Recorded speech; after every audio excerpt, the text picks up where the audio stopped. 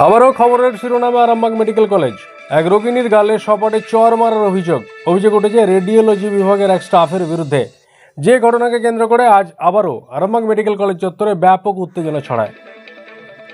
পরে নার্স এবং স্টাফদের মধ্যস্থতায় পরিস্থিতি সাময়িকভাবে নিয়ন্ত্রণে এলেও আক্রান্ত মহিলা আরামবাগ মেডিকেল কলেজের প্রিন্সিপালের কাছে লিখিত অভিযোগ দায়ের করেছেন বলে জানা গেছে। তবে প্রশ্ন উঠছে, আরামবাগ মেডিকেল কলেজে দিনের পর দিন হচ্ছেটা কি?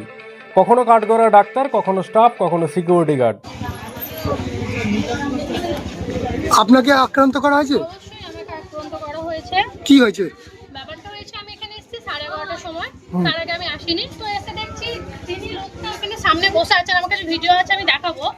উনি সবাইকে মেজাজ দেখাচ্ছে। হ্যাঁ, ওনাকে সরকারি কাজ দিয়েছে, কাজ করছে, হাজার লোককে মেনটেন করছে, ওনাদের কর্তব্য, তার জন্য তিনি কাজটা করছেন। কিন্তু সবাইকে মেজাজ দেখাচ্ছে। সবাই যখন বলছেন আপনি ওখানে মেজাজ দেখাচ্ছেন কেন, বেশ করছি। আচ্ছা, একটা দিদি ভাই, আমার কিন্তু কিছু না, একটা দিদি ভাই এসেছে 10টা থেকে, সে প্রেগনেন্ট, তার জল ভাঙছে। তো সেই ক্ষেত্রে সেই দাদা ভাইকে কন্টিনিউ বলা হচ্ছে যে আমাকে এমার্জেন্সি একটু ছেড়ে দাও, আমাকে ডাক্তার বলেছে। তাকে কোনো রকম কোনো গুরুত্ব দিচ্ছে না। দিয়ে আমার বাপি, ইনি হচ্ছে আমার বাপি বলছে, বাপি যে প্রতিবাদ করে এসেছে এনার যে জল ভাঙছে, তাহলে আপনি ওকে ছেড়ে দিন, যেহেতু ওইটা আর্জেন্ট আছে তার জন্য। অনেক কথাটা শেষ করে দিই আপনার।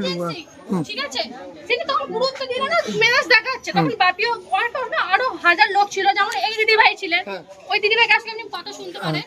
ওনার মেজাজ, তখন আমি মেজাজ দেখে বললাম যে এখানে তো এমার্জেন্সি, আমি মুখে কথা বলেছি, এখানে তো এমার্জেন্সি, তাহলে আপনি এমার্জেন্সি পেশেন্টটাকে দেখবেন না?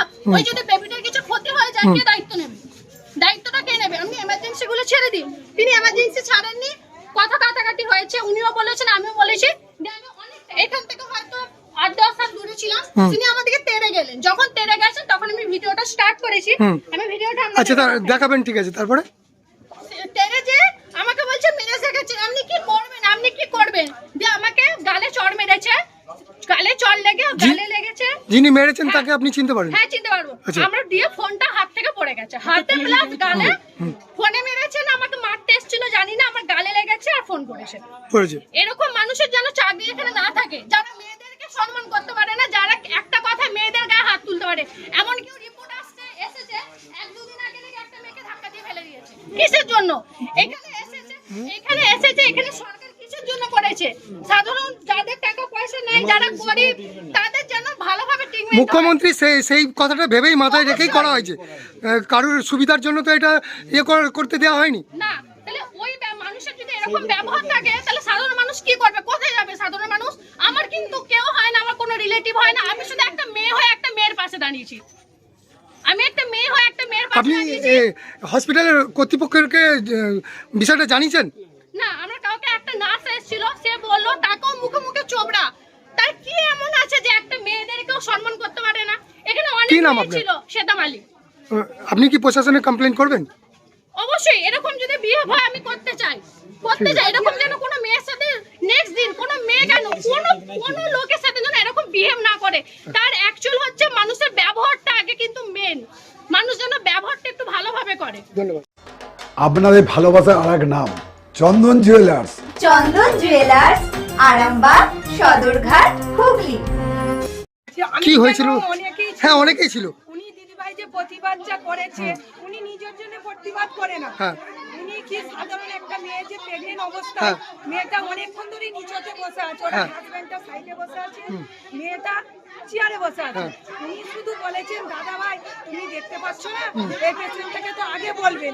উনি দাদা বলছেন, আপনি কেন কথা বলছেন? মানে আমরা সাধারণ মানুষ, আমরা কিছু কথা বলতে পারবো না। উনার বক্তব্য যেটা, যে দাদা ছিলেন, উনি বলতে চাই না। উনি বলছে তোমরা কেন কথা বলবে? বলতো ওই দিদি বলছে, আমরা তো আমাদের উপকারের জন্য বলিনি।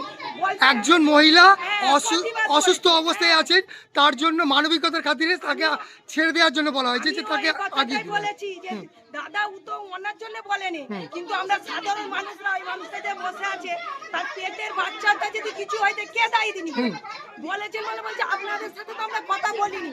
বলতে ওই দিদি ভাইকে 10-15 হাত হবে, দিদি ভাইকে তেড়ে মারতে গেছে। যখন তার মারতে গেছে ওই দিদি ভাই তখন ভিডিও করেছে, তখন আরো দাদারা ছিল, বলছে এখানে ভিডিও করার কোনো অ্যালাউ নেই। মারার অ্যালাউ আছে নাকি? মারার অ্যালাউ আছে। মানুষকে মানুষ না মনে করার আলাও আছে। ওই দাদা বলছে মুখ ছুটিয়েছেন যে অমুককে মেয়ে হলে কি বলবো আমি বলে মারতে গেছে, তখন দিদিবার গালে লেগে দুবার ধরে ফোনটা পড়ে গেছে। তার সত্ত্বেও দাদা ভাইটা নত হয়নি, যারা আছে তারা বলছেন যে তিনি এখানকার স্টাফ। হ্যাঁ, মানে ওই আলট্রাসাউন্ডের কপি হচ্ছে বা পায়ের এক্সরে হচ্ছে ওইখানে উনি এক্সরে ডিপার্টমেন্টে। হ্যাঁ, এক্সরে ডিপার্টমেন্টে। কিন্তু ওই দিদিভাইকে মেরেছে, আমরা প্রতিবাদ করছি, উনি আমাদেরকে কোনো গুরুত্বই দিচ্ছেন না। আবার বলছে যে তোমাদের তো কিছু, আমি ওই দায়িত্বই নেই। এক নার্স দিদি বললো তা দায়িত্ব নেই যখন, তাহলে গায়ে হাত তোলার অধিকার কে দিল? সেইটাই আমাদের কথা হচ্ছে, ওই যে আমরা এই দায়িত্বই নেই। যেদিন এই যে একটা মেয়ে মানুষকে মারতে গেলেন কি করে, আজকে ওনার প্রতিবাদ কেউ করেনি বলে আজকে এই জায়গাটা ওনার অত পাওয়ার হয়েছে, আর অন্য অত পাওয়ার হয়েছে। অন্য দিদি ভাইয়েরা বলছে যে আমরা প্রত্যেকদিন আসি, এত মিজাত খাই উনার যদি অতই মিজাত তাহলে এই ডিপার্টমেন্টে আছে কেন? সবাইকে বলছে আমি আমাদের কি চাইছেন আপনারা, কি চাইছেন? ওই লোকটা যেন কাজ না থাকে। উনি এখন বেরিয়ে আমাদেরকে বলছেন আমি এখানে কাজ করব। রোগীদের সাথে ভালো ব্যবহার, এইটাই দাবি করছেন আপনারা? নিশ্চয় আমরা কিসের জন্য এসেছি এখানে? সাধারণ মানুষ যে এত এসছে কিসের জন্য এসছে? ওই মানুষগুলোর মুখ খাবার জন্য উনি এই দিদি। কোথা থেকে এসেছেন আপনি? আমি চন্দ্রমান থেকে, সেই দিদি ভাইটাকে মারতে আছে। আমরা বলছি কি নাম আপনার? রুবিয়া বেগম। আমার কাছে তুমি কেন এমন করছো? আমরা বলছি আমরা প্রতিবাদ করবো না। তুমি মেয়ে মানুষ তো মারতে গেলে কেন? তোমার সাথে কিছু আর তোমার সাথে না, আমি এই ডিপার্টমেন্টে নেই তো গেটের কাছে আছেন কেন? একটা সাধারণ মানুষের যে প্রেগনেন্ট মেয়েটার পেটে বাচ্চা নষ্ট গেলে আপনি যে ভিতরে বলবেন না? হাজার আপনি ডিপার্টমেন্টে নেই, আপনাকে তো যে বলতে হবে ভিতরে। হ্যাঁ, ডাক্তাররা তো ভেতরে বসে থাকে, তারা তো অতটা বোঝে না। আমি এই ডিপার্টমেন্টে নেই। তাহলে নেই, তাহলে তুমি একটা কথা বলতে চাই, এত দিদি ভাইরা আছে, উনি এই মেয়ে মানুষটার গায়ে হাত তুললো কেন? কিসের জন্য? এর জন্য আমরা জবাব চাই। উনাকে হয় অন্যায় স্বীকার করতে হবে, নইলে চাকরি ডিপার্টমেন্টেরই করতে হবে। এই দিদি ভাইরা এই বক্তব্য। এরকম কেন অন্যায় ক্ষমা নেই? এরকম অন্যায় ক্ষমা নেই। সত্য একবারও বলেনি যে আমি ভুল করেছি। হ্যাঁ, তো উপরে উনি তো করেনি। মিটার দেখাচ্ছে। ও এখনো মিটার দেখাতেইছে। শিবম মার্বেল অ্যান্ড গ্রানাইট, ঐতিহ্য আর আধুনিকতার মেলবন্ধন। এখন গড়বাড়ি, আরামবাগে। ফোন 9475179586। ডক্টর অজয় শাস্ত্রীকে অনেক ধন্যবাদ। যে ছেলেকে আগে বকেও পড়ানো যেত না, সে আজ নিজে থেকেই পড়াশোনা করছে। ডক্টর অজয় শাস্ত্রীকে অনেক ধন্যবাদ। আজ শুধুমাত্র ওনার জন্যই আমার ডুবন্ত ব্যবসা আবার নতুন করে সফলতার স্বাদ পেল। আমাদের একমাত্র মেয়ের বিয়ে হচ্ছিল না, কিন্তু আজ সে সুখের সংসার করছে। ধন্যবাদ ডক্টর অজয় শাস্ত্রীকে। এনাদের মতো যদি আপনারাও জীবনে সুখের পরশ পেতে চান, তাহলে আজই স্ক্রিনে দেওয়া নম্বরে কল করে যোগাযোগ করুন ডক্টর অজয় শাস্ত্রীর সঙ্গে।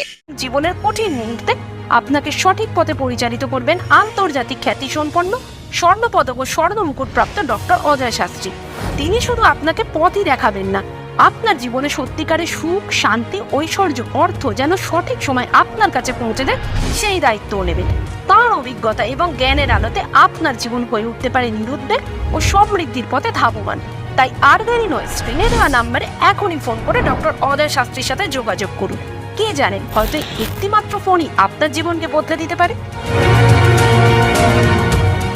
চুড়ি, তুমি নারীর প্রিয় সব উৎসবে। বাউটি, বালা, চূড়, মান্তাসা দেখলাম মন ভরে। জনপ্রিয়তায় আজও সেরা মিনা করা ঝুমকা। কানে দিলাম কানপাশা, পূরণ হলো সব আশা। হাতের আঙুলের আংটি নানা ডিজাইনে পাবে। ঐতিহ্যবাহী নেকলেস আজও মনে ধরে। জড়োয়া, সীতাহার সবার নজর কাড়ে। তাই তো বিয়েতে পেলে এত গয়না সবার মনে ধরে। নতুন সম্পর্কের শুরুটা আজও সোনার মতো খাঁটি। যখন সেরা জিনিস, সেরা কালেকশন, সাথে ন্যায্য দাম, তবে উন্নতর কেন? অর্ধশত বছরের বিশ্বাস, আপনাদের ভালোবাসার আর এক নাম। চন্দন জুয়েলার্স, আরামবাগ, সদরঘাট, হুগলি।